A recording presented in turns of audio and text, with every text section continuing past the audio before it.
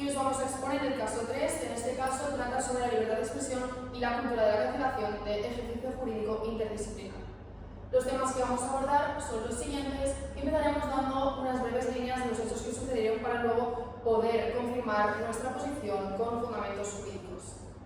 Se trata de Juan, que tenía un canal de contenido llamado Torres Vlogs en Twitch y en YouTube, con millones de seguidores y con muchísima gente que le visualizaba simultáneamente en su canal de Twitch, en los que un día hizo un directo con fuertes declaraciones racistas y xenófobas hacia un grupo de migrantes procedentes del norte de África, con comentarios como este, y hoy, con distintos fundamentos jurídicos, vamos a demostrar, en primer lugar, por qué las declaraciones sobrepasan los límites de la libertad de expresión. En segundo lugar, por qué su conducta puede subsumirse en el tipo penal de delito de odio descrito en el artículo 510 del Código Penal. Y finalmente, vamos a decir por qué ciertas marcas que rescindieron sus contratos de forma unilateral lo hicieron de manera válida y legítima.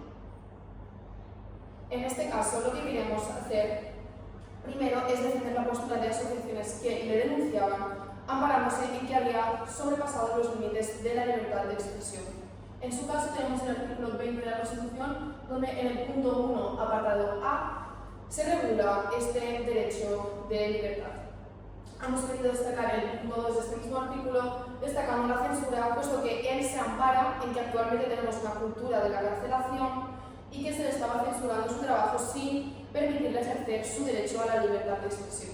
En este caso lo hemos marcado para poder confirmar que este hecho es falso, puesto que no se relata en los hechos, y además, si hubiera habido algún tipo de censura, su derecho no habría podido ser ejercido y no se hubieran derivado este tipo de consecuencias que ha tenido actualmente con tanta polémica y graves perjuicios.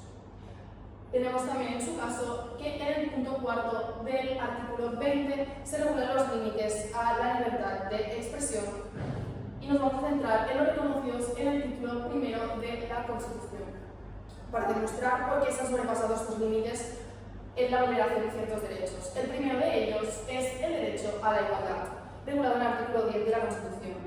Este lo que nos establece es que todas las personas, por el simple hecho de ser humanas, merecen ser tratadas con respeto, con autonomía y con equidad, sin llegar a discriminarlos ni a causarles un perjuicio. En este caso, Juan, con sus declaraciones, llamando generalizadamente a todo ese colectivo de delincuentes, basándose en unas estadísticas que no proporciona y acusando a su religión de primitiva, les está faltando al respeto sin centrarse en que son meramente humanos. En segundo lugar, se está vulnerando su derecho a la igualdad y a la no discriminación regulado en este artículo de la Constitución. Este lo que establece es que todos los humanos somos iguales y merecemos ser tratados sin discriminación por razón de etnia, sexo, género, religión, entre otras circunstancias. En este caso, podemos confirmar que también se está vulnerando este derecho, en tanto que tilda a su religión de primitiva, acusándola directamente, y también se les llama a todos de manera generalizada, como bien he dicho, delincuentes. Por tanto, se les discrimina en tanto que provienen de cierto territorio y no por ninguna otra razón fundamentada realmente en unas estadísticas que se hubieran proporcionado. Además de eso, se les culpa de la decadencia de la cultura occidental, llamando a los espectadores a luchar. Finalmente, se vulnera su derecho al honor, que también está reconocido en este artículo como gran límite a la libertad de expresión, que está regulado en ese artículo.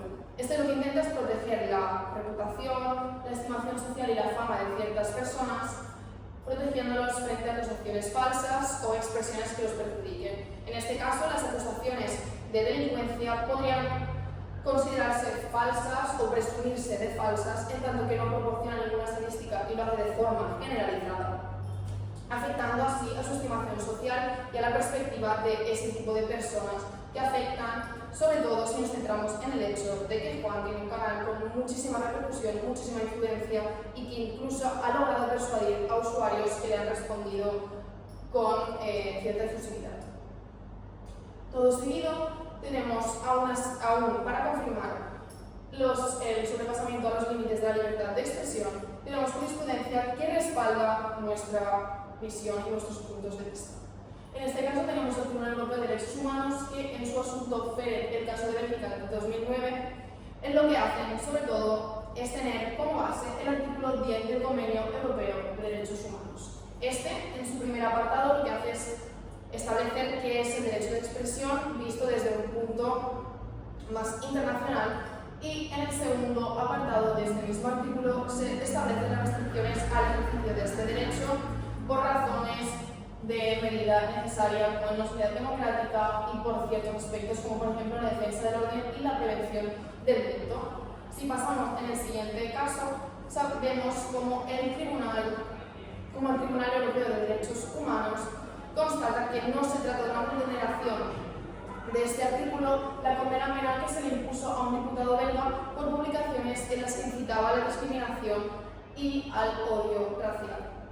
En este caso, sabemos, por tanto, que la condena está justificada en tanto que se trata de una lucha contra una libertad de expresión irresponsable, porque constataba este tribunal que no es necesario llamar a un tipo de violencia en específico o a un acto en específico, como no pasa en nuestro caso, donde se llama simplemente a luchar y a despertar contra la decadencia de la cultura occidental, y que simplemente el hecho de injuriar o tratar de llamar a la discriminación de una determinada etnia o grupo social será suficiente para que las autoridades privilegien la lucha contra el discurso racista frente a una libertad de expresión irresponsable.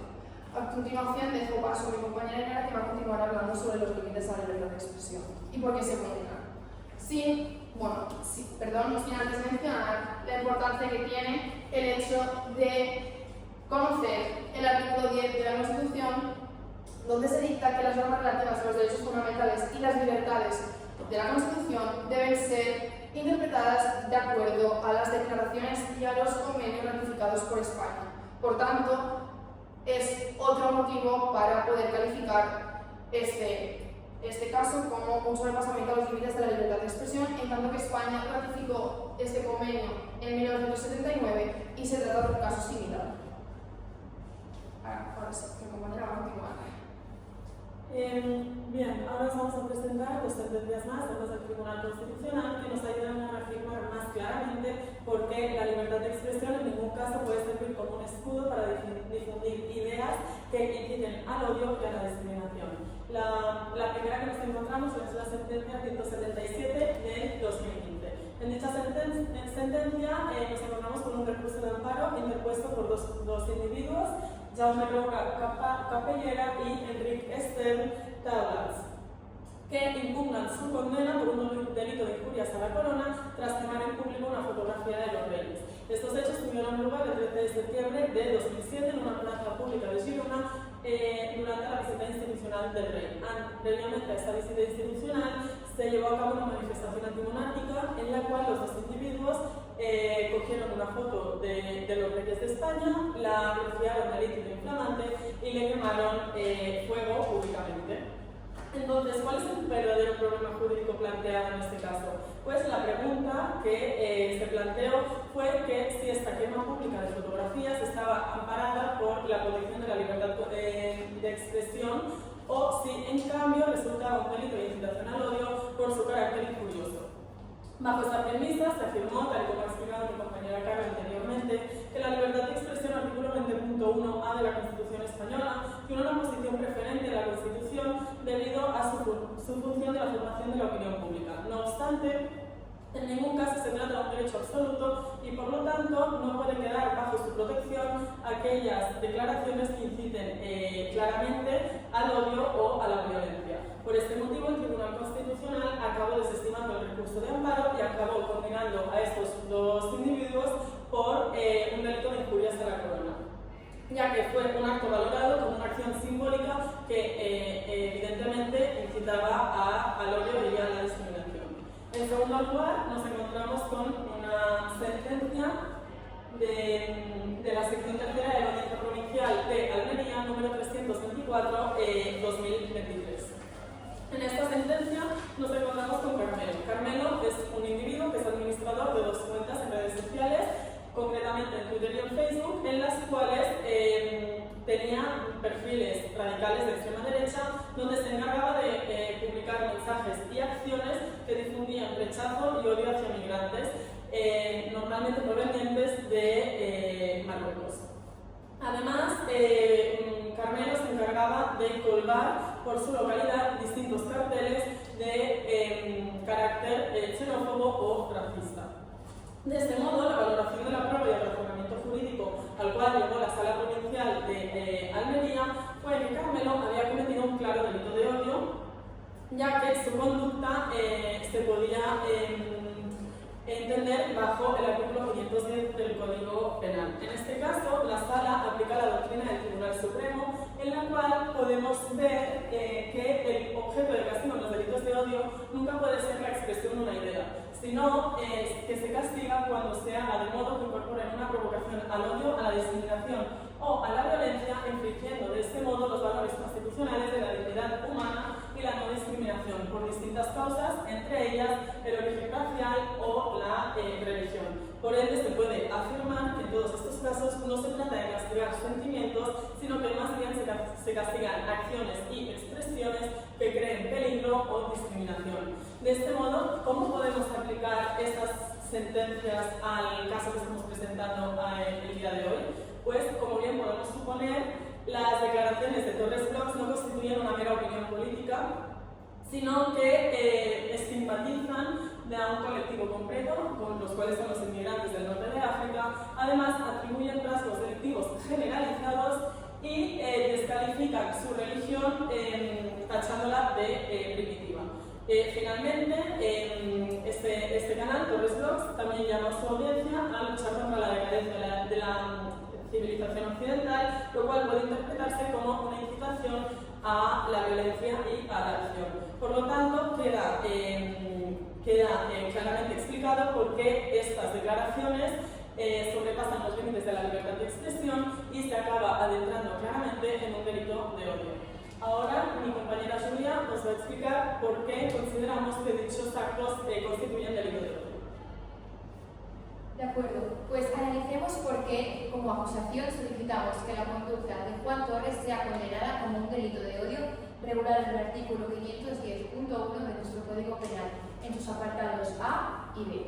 Pues bien, este artículo sanciona las conductas que promueven o inciten al odio contra grupos de personas o individuos concretos, ya sea por motivos de raza, religión, origen o orientación sexual, entre muchas otras causas. Además, en el apartado B de este mismo artículo, también se prevé que estos actos se puedan realizar mediante la fabricación o difusión de mensajes o vídeos en redes sociales, que es justamente el acto ante el cual nos encontramos en el día de hoy. Entonces, el delito de odio pretende proteger la dignidad humana vinculada al derecho de igualdad reconocido en el artículo 14 de nuestra Constitución y a la no discriminación. Este artículo básicamente prevé que todos los españoles seamos tratados por igual ante la ley sin que haya ninguna causa que promueva esta discriminación. Además, la dignidad humana debe ser entendida como el valor que tienen todos los humanos por el mero hecho de ser. Además, los delitos de odio se constituyen como delitos de peligro abstracto. Con ello nos referimos a que no necesitamos que se genere una violencia concreta, sino que bastará simplemente con generar un clima de hostilidad. Además, son delitos dolosos, pues se requiere el ánimo de querer discriminar y dirigir declaraciones discriminatorias hacia un grupo de personas o hacia una persona en concreto. Entonces, analicemos la conducta de nuestro acusado, Juan Torres. Él se dedica a las redes sociales y en uno de sus emisiones en directo ante 15.000 personas difundió unas declaraciones no solo provocadoras, sino también estigmatizantes, donde se cita claramente: no quieren integrarse, imponen su religión primitiva o casi todos son delincuentes, refiriéndose a los migrantes del norte de África. No contento con ello, también llamó a la acción, animando a sus seguidores con la frase: despierten y luchen contra la decadencia, lo que supone una apelación directa a actuar, lo cual también agrava la conducta de Juan Torres.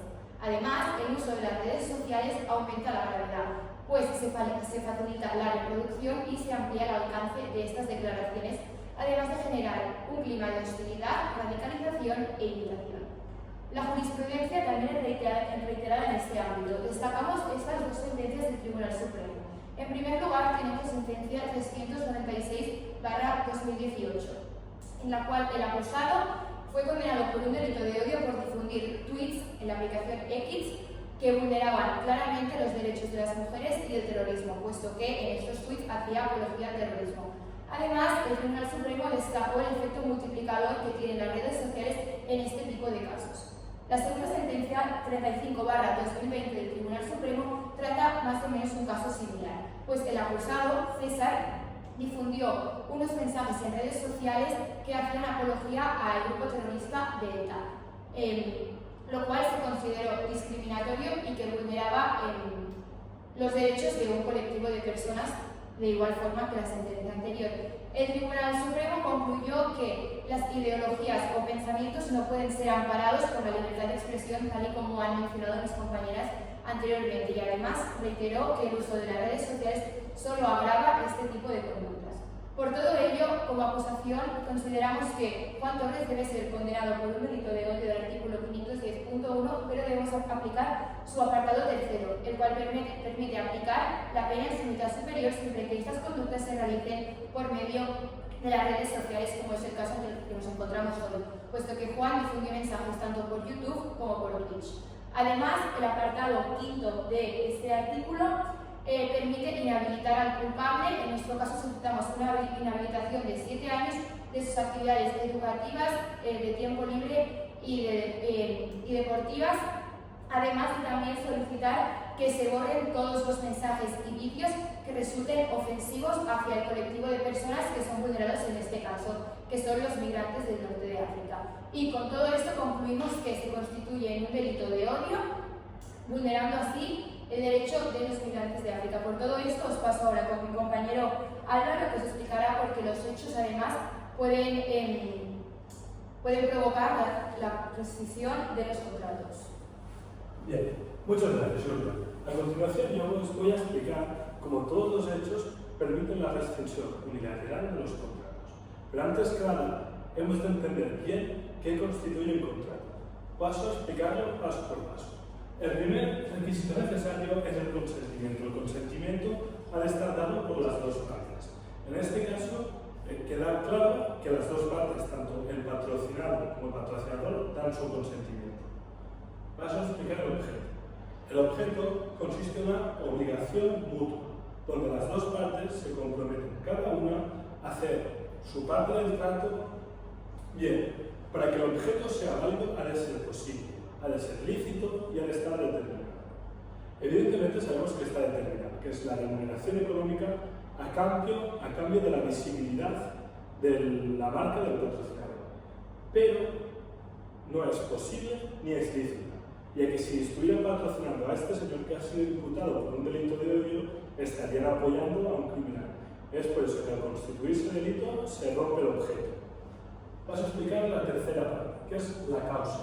La causa es la finalidad con la que ambas partes contratantes realizan el contrato. Sabemos que la finalidad del patrocinador, la causa del patrocinador, es dar visibilidad a su marca, conseguir una buena imagen y conseguir que se le asocie con cosas con cosas cultas, cosas de calidad o cosas que puedan beneficiar a vender su marca. Sin embargo, este señor ha sido involucrado en un tema muy polémico y ha sido acusado de xenofobia y de racismo. Es por eso que al constituirse un delito también se rompe la causa. Bien, ahora, como dice en el artículo 1275 del Código Civil, los contratos sin causa o con causa ilícita no producen efecto alguno. La causa será lícita cuando se oponga a las leyes o a la moral. Sabemos que se oponen a las leyes ya que constituye un delito de odio del artículo 510 del Código Penal. Y es más que evidente que también se opone a la moral, ya que son comentarios xenófobos y racistas. Pasemos al siguiente artículo, el artículo 1305 del Código Civil. Este artículo nos explica que cuando la nulidad del contrato provenga de ser ilícita la causa o objeto de su contrato, como bien hemos explicado, son ilícitas tanto la causa como el objeto. Las partes, la parte que no ha constituido ningún delito, dejará de quedar obligada al cumplimiento de este delito. Es por eso que es válida la rescisión unilateral de los contratos en este caso. Muchas gracias. Le paso la palabra a mi compañera. Finalmente, vamos a pasar a explicar muy rápidamente los efectos sociales y económicos que las declaraciones de Juan Torres han podido tener en el grupo vulnerable. En primer lugar, nos encontramos con los efectos sociales, entre los cuales podemos observar una posible estigmatización y aumento de prejuicios, una espiral de odio y de discriminación hacia dicho grupo vulnerado y un aislamiento, miedo y represión de la población. Además, se puede pensar que dichos discursos, por ser declarados por una persona con mucha influencia, pueden estar legitimados y normalizados. Por otro lado, encontramos los efectos económicos, entre los cuales podemos encontrar una dificultad de acceso al empleo, una reducción de oportunidades laborales, lo que conllevaría a una consiguiente precariedad económica y lo que podría ocasionar una posible segregación territorial. Con esto concluimos porque las declaraciones de Juan Torres sobrepasan claramente los límites de la libertad de expresión, constituyen un delito de odio del artículo 510 del Código Penal y porque la rescisión de los contratos se entiende como válida. Muchas gracias por vuestra